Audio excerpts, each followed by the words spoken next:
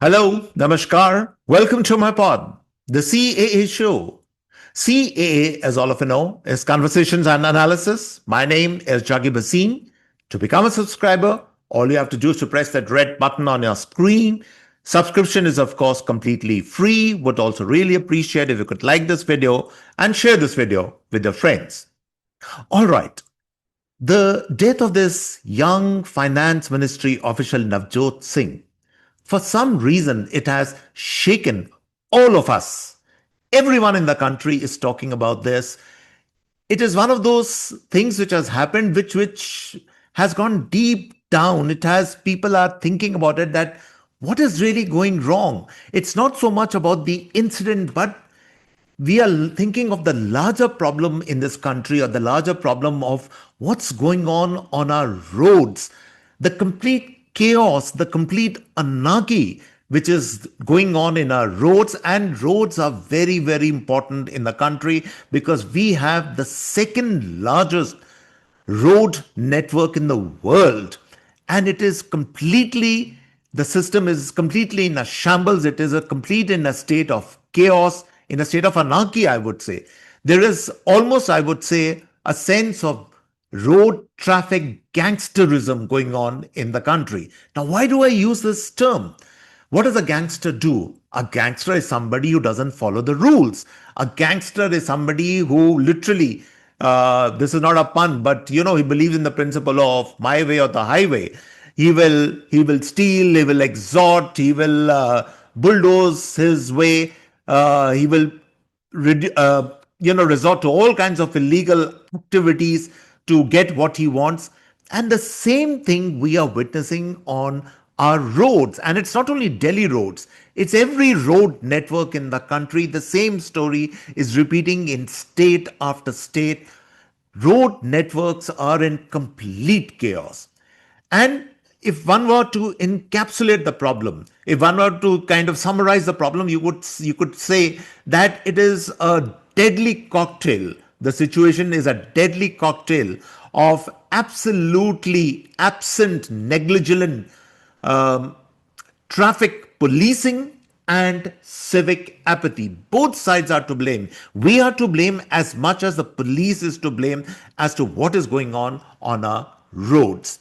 So today in this podcast, I will try and talk about not so much about this incident of young Navjot Singh and how his life has been cut out in such a absolutely needless manner, in such a tragic manner, as it were. But I'm going to talk about the larger problem, that why are these problems, endemic problems, going on our roads? What are the reasons for that? Um, what is the root cause for it? I'm not going to give you, those typical things which people talk about, that there's A, B, C, D problems. So I'm going to talk a little bit about all that, but I'm going to tell you the real root problems. What is really the thing which is going wrong on our roads? I'm going to talk about that. Maybe offer some solutions also in this podcast. Let's see where we head with this podcast on this very, very important issue. But know this, for a country of the size and the ambition of a country like ours, the road network is very, very critical. Road infrastructure is very, very important. More than even our rails network, more than even our airports infrastructure, more than our ports and everything, the road network is the first important thing which everybody notices all over the world. And unfortunately, not many good things are said about our road network situation to the rest of the world, and therefore it sends a very, very wrong message to the entire world. I'm going to talk of the problems which are affecting our road network. But as I said before, it is almost cutting out 3% of our GDP. That's the kind of loss we incur. And why does it happen? It happens primarily because of two or three important things: the layout, the designing, the first of all, the construction of many of our roads are in a terrible shape. Uh, the policing, the enforcement of rules and regulations on our roads is almost non-existent. Um, the scope for corruption, the scope for drivers getting licenses, all of us, in fact, why talk about commercial drivers, but all of us getting licenses in despite all the reforms which have happened, in terms of getting a license, but despite that, even today, there's endemic corruption in all that. All these factors are responsible, but the biggest factor I think which is responsible even more than the policing and all that is our behavior. That is that of our fellow citizens, our behavior on the roads, the way we have started behaving on our roads, which is leading to, as I said, complete chaos and anarchy on our roads. And that is why incidents like the death of this young finance ministry officer, these kind of incidents are happening day in and day out. And just to give you a statistic, which is unbelievable, I think they calculated, the last statistic they calculated was on 2023, when 1,72,000 people died on India's roads. And out of this, you will not believe this, but 10,000 of those who died were children, young children who died. That's the kind of loss we are incurring on a year to year basis because of our absolutely chaotic road network. So now let's talk a little bit about what are the problems which have engulfed the road network in India. What are these endemic problems which somehow just don't seem to be solved? There is no solution which is occurring to that. They're in fact becoming from bad to worse. Um, I'll start with a personal example. We have a driver, and our driver is on leave right now, and so we are like driving the car ourselves. So the other day, my wife took the car out. She had to run some errands, and she took the car, and she came back, and she was completely flustered, and she said, "I haven't even driven the car in the last maybe 1 or 2 months, but when I went on the roads, I was completely terrified." That was the word she used. That, my God, somebody's going to hit me from this side or from that side. All kinds of rules are being broken on Delhi roads. It's terrifying to actually drive on roads. That's the experience she shared with me. And I think that's the experience which hundreds and thousands of people are narrating and talking about and sharing with each other every day. Such is the terrible condition on our road network in the country.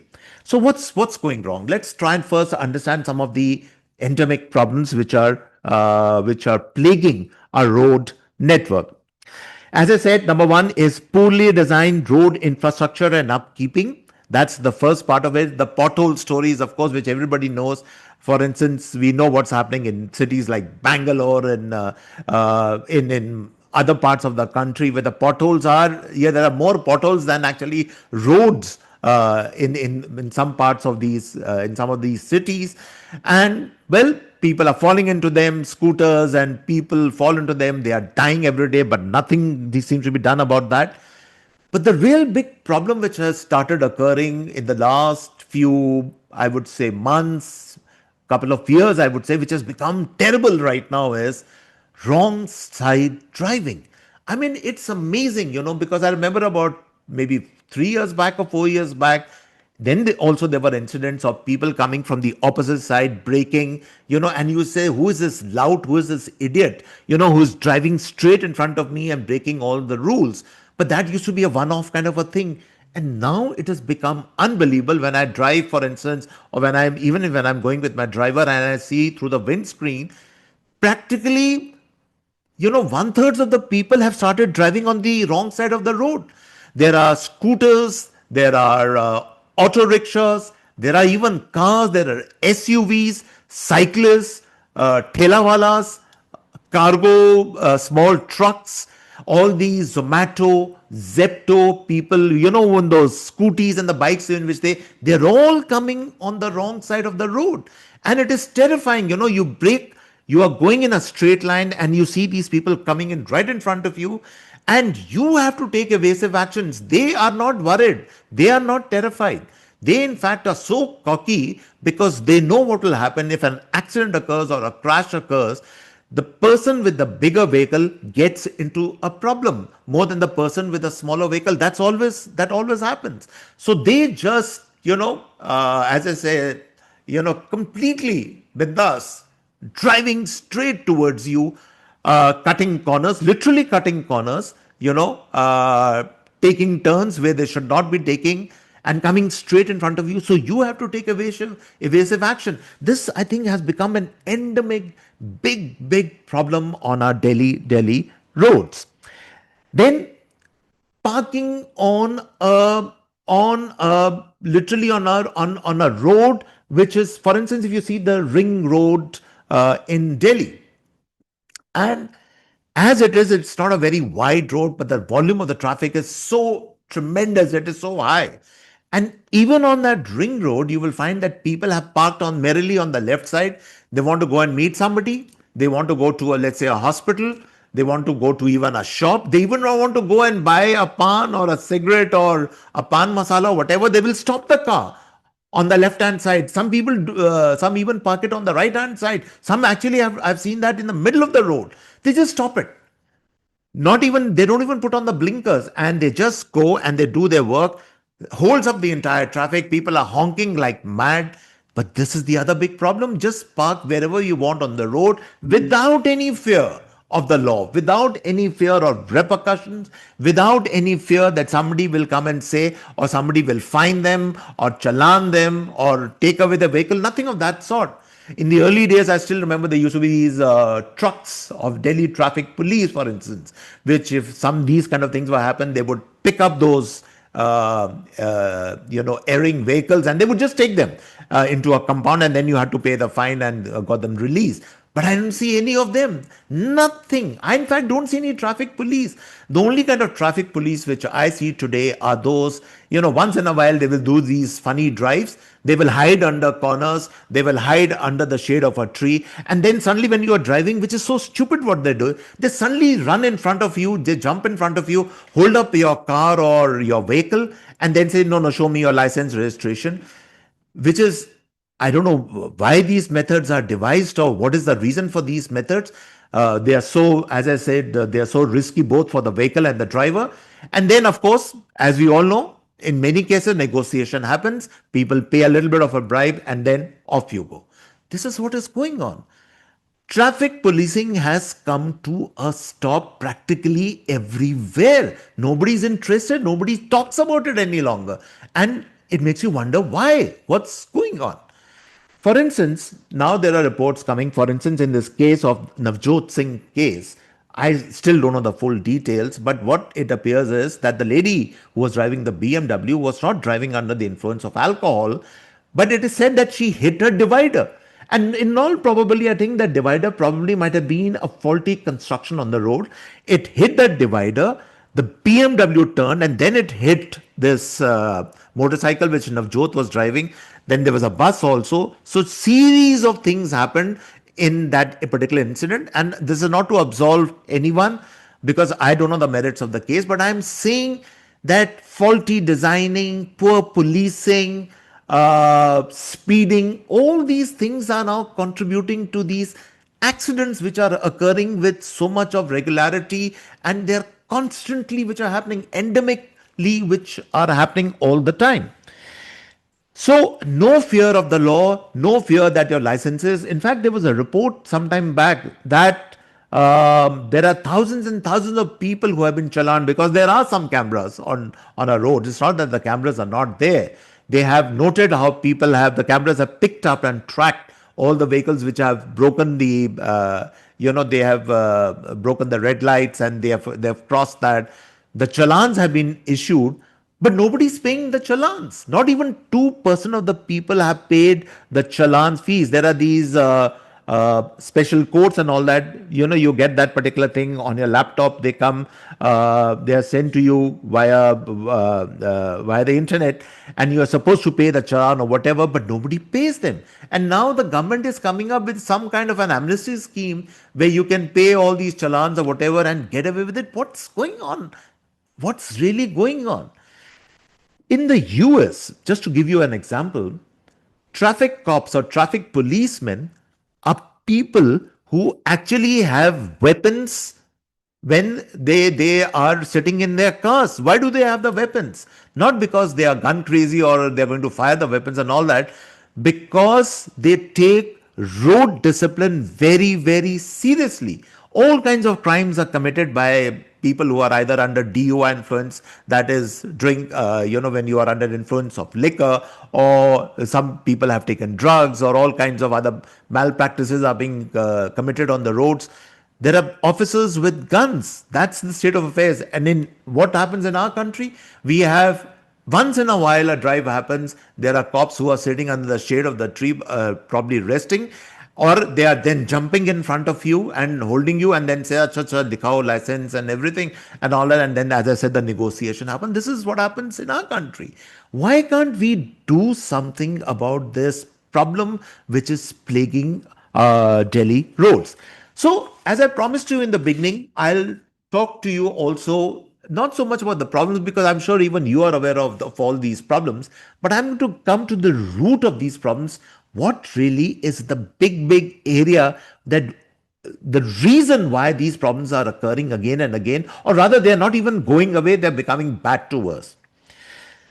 The single biggest reason I think is that today, every category of a driver, be it truck drivers, be it auto rickshaw drivers, be it even people like us who are driving cars, for instance, be it these delivery guys, these Zeptos and the Zomatos of the world, and all these other drivers who are driving these scooties, be it the cargo drivers. Every one of these drivers has a certain constituency in a certain sense, correct?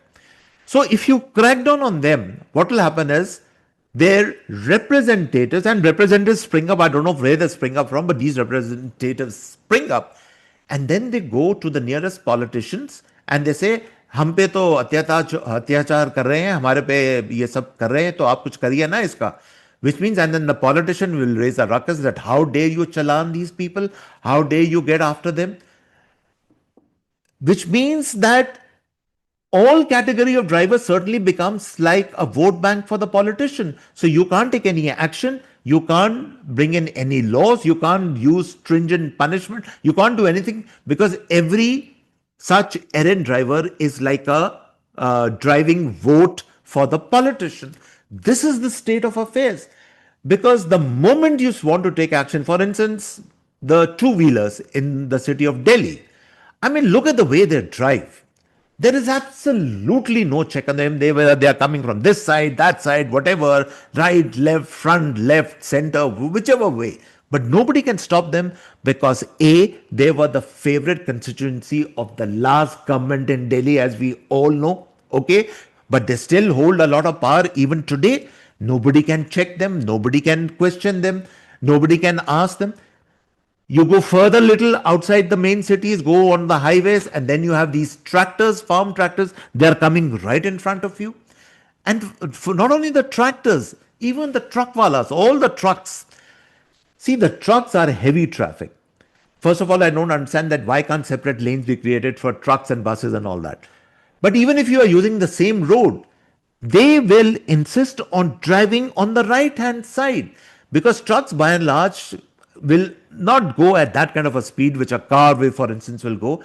They will hold up the traffic, they will go at their own merry way. They are driving in the middle of the road, on the right side of the road, holding you up completely. No rules, nothing, no checks on these drivers that why are you not driving on the left side of the road. So accidents are bound to occur in a situation like that. And as I said, the biggest problem really being that all constituencies of drivers become vote banks for the politicians, and the politicians then put a stop to it, that no enforcement should be done. Let it continue like this. We can't lose our votes. That's the single biggest problem. Take it from me. That's the first part of it. But even deeper than that is the real problem, which I'll tell you the real problem, why we cannot have road traffic streamlining in this country. And it begins right at a school level, at the children's level. Notice, for instance, the schools around your colony, around your area where you live, around the apartment block where you live, wherever you live. Around 1 o'clock, what happens is the roads are congested, they are choked with cars, traffic, these private vehicles, these vehicles which ferry children all around the school.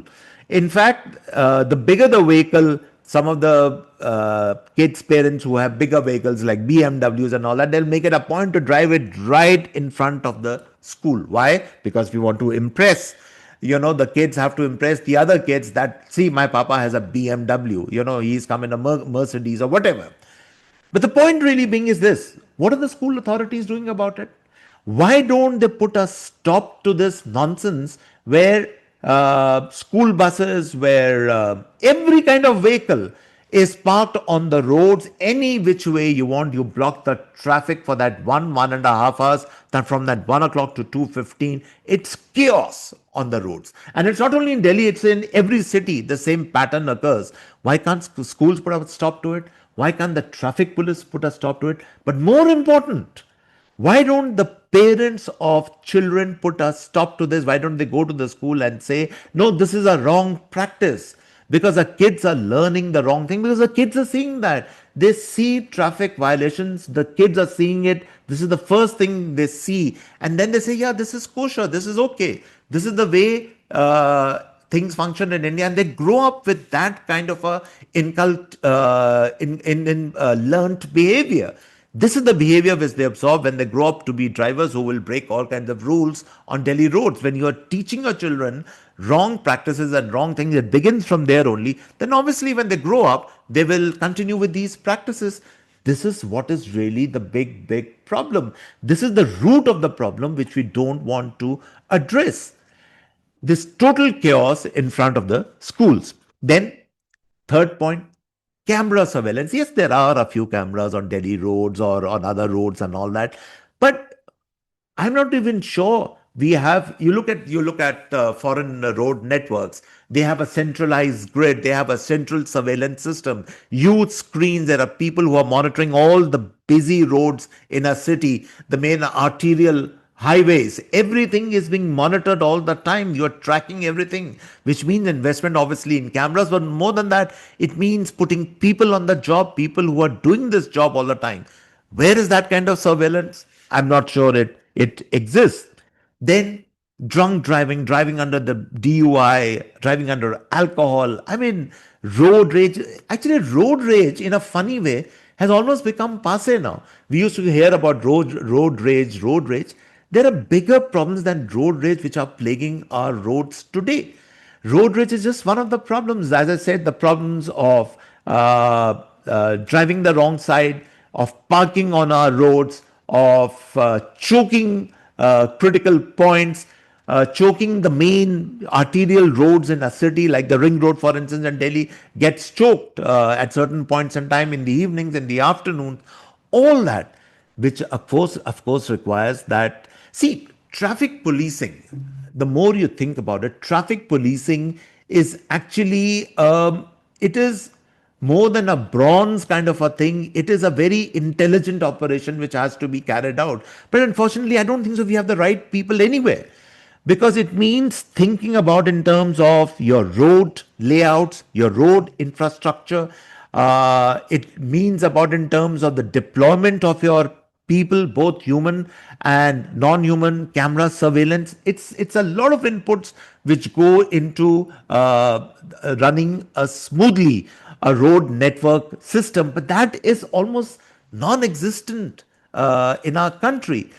And the first thing, as I said, when you notice about a country, the first thing which you notice in any country which is emerging, which is developing, are the roads. And that is where the impression of India goes completely down, because the roads are in such a terrible condition. And then the other thing is the belief of all these errant drivers, all these errant people is they know they can beat the system. It's not difficult to beat the system. And number two, the stringency of the punishment. The stringency of the punishment is just not there. I'll give you another very interesting example. Uh, in Mumbai, many years back, if you were caught driving under the influence of liquor, then you were given a maybe a bit of a fine, you were let off and whatever and all that. But then they changed the rules, And in Mumbai, I remember that they made it mandatory that anybody who would be caught driving under the influence of liquor would compulsorily spend at least one night in jail. And after that, whatever, the process would happen. And that completely, sent the fear in people, and drunken driving in on Mumbai roads dropped considerably after that. I don't know the present condition, what's going on right now, but I'm talking about a few years back, which means stringency of punishment becomes very, very important in such cases. But unfortunately, we have no stringency of punishment because everybody knows how to beat the system. If you're caught under the influence of alcohol, if you are endangering somebody's life by coming from the wrong side, then stringent punishment should follow, maybe a night in jail or whatever. Why don't we do that? As I said, we don't do it because the politicians jump in. Then somebody goes and files some kind of appeals or the PIL in courts or something.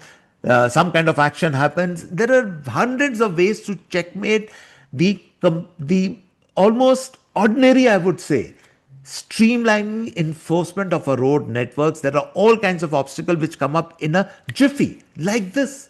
This is the state of affairs in our country. So stringency of punishment is extremely important. Some of the younger viewers, you might not know, but many, many years back, there's a lady cop. She's a very well-known lady cop called Kiran Bedi. And she actually took it upon herself. At that time, she was traffic commissioner, traffic police commissioner in Delhi. And she took it upon herself that she would have set it right, this entire mess up on the roads, and streamline roads, and stringent punishment follow. All the things which I'm talking about. And it became, she did that for a time. It became, that legend has it that people started calling her train baby, because the trains would come, they would pick up the errand cars, all kinds of fines were imposed, punishment was given out.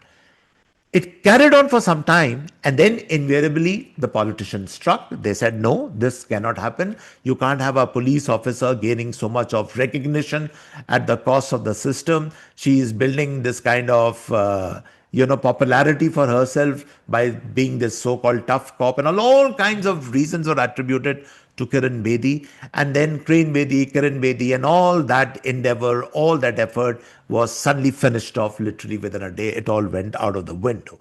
This is the state of affairs in our country, unfortunately. If somebody wants to do something also, well, the backing, forget the backing. There are all kinds of people, there are all kinds of vested interests which jump in to make sure that things are not set right in the country. And in that context, the Prime Minister keeps on saying, he keeps on repeating all these problems which are going on in our country in terms of cleanliness, in terms of discipline, in terms of being empathetic to other people. But why don't people listen and follow and do these things? That's the big, big problem in our country. So the idea in today's podcast really was to kind of acquaint you with the problem that the incidents like Navjot's death, these incidents don't happen out of the blue. These are not something which is like, an aberrant kind of a thing which happens. These are cause and effect situations. There is cause for this. There are reasons why all this system has gone completely haywire. And the effect is that ultimately innocence, innocent civilians, innocent people, they suffer, people die, people are injured, grievously injured in accidents. People end up losing life, as I said, people end up losing limbs. People have been badly, injured in such incidents, and it keeps going on and on. The vicious cycle keeps going on. And maybe the time has come when hopefully Navjot's death at least makes us at least set up, think about this problem, and maybe to do something about this problem, both from the civilian side and from the policing side. So, on this note, I come to the end of this podcast. I hope you liked it. You like the show. You can subscribe to us by clicking on the red button on your screen. Until the next time, it's goodbye and cheers from my end.